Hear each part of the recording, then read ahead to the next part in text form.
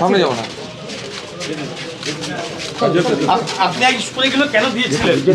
বৈধ ভোটার যতক্ষণ না লিস্টে উঠবে ততক্ষণ আন্দোলন জারি থাকবে। হ্যাঁ, তো এটার জন্য কি আপনাকে দল থেকে কোনো রাজনৈতিক দল থেকে বলা হয়েছিল? না না, এটা জনসাধারণের কাজ। তাহলে আপনি এই ধরনের উস্কানিগুলো কেন দিয়েছেন? কোনো উস্কানিমূলক বক্তব্য নেই। কিন্তু বারবার যেটা মুখ্যমন্ত্রী তিনিও আজকে বলেছেন যে এই ধরনের জানে না, বিনা তথ্যে উত্তর বক্তব্য দিয়েছে। বৈধ ভোটার যতক্ষণ না লিস্ট হবে আন্দোলন চলবে। তাই বলে আপনি বিচারকদের গোটা রাত এইভাবে আটকে রাখতে ইন্ধন কোনো দেবেন? প্রমাণ যদি দেখাতে পারে তা বলবেন। আপনি কি অ্যাডভোকেট নাকি? উস্কানিমূলক বক্তব্যের জন্য আপনি কি অ্যাডভোকেট? একভাবে আপনি এই ধরনের অ্যাডভোকেট হয়ে এই ধরনের আচরণ আপনার এই ধরনের কি ধরনের আচরণ? এই যে আপনি বৈধ ভোটার লিস্ট, বৈধ নাগরিকের লিস্টে যতক্ষণ না চলবে আন্দোলন চলবে গণতান্ত্রিক পদ্ধতিতে। উস্কানি দিয়েছেন চাইলে না না না না, কোনো দলের সাথে আমি না।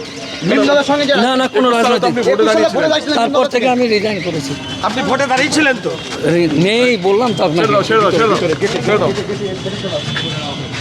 এই না